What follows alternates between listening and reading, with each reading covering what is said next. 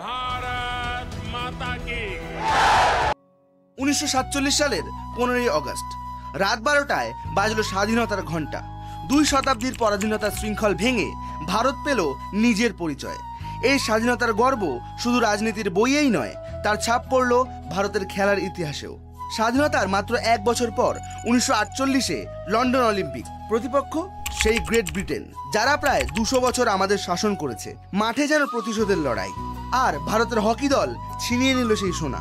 প্রথমবার অলিম্পিক্স মঞ্চে তেরঙ্গা উড়ল, বিশ্বকে জানিয়ে দিল ভারত আর পিছু হটবে না।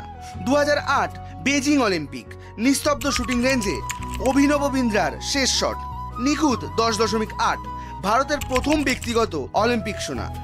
1983 লর্ডস, কেউ বিশ্বাস করেনি, তবুও কপিল দেবের দল বিশ্বসেরা ওয়েস্ট ইন্ডিজকে হারিয়ে জিতে নিল ক্রিকেট বিশ্বকাপ।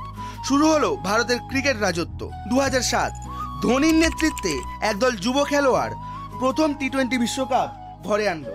লক্ষ মানুষের চোখে জল আনা সেই মুহূর্ত, ভারতের হাতে 50 ওভারের বিশ্বকাপ। টোকিও 2020 এক নতুন নায়ক, নীরজ চোপড়া 87.58 মিটারের জ্যাভলিন ছুড়ে ভারতের প্রথম ট্র্যাক অ্যান্ড ফিল্ডে সোনা এনে দিলেন।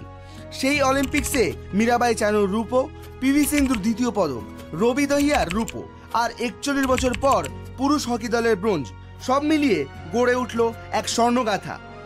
15ই আগস্ট 1947 থেকে আজকের এই 79তম স্বাধীনতা দিবস। প্রতিটি জয়, প্রতিটি পদক আমাদের বলে দেয় স্বাধীনতার আসল মানে হলো বিশ্বমঞ্চে গর্বের সাথে মাথা উঁচু করে দাঁড়ানো। জয় হিন্দ।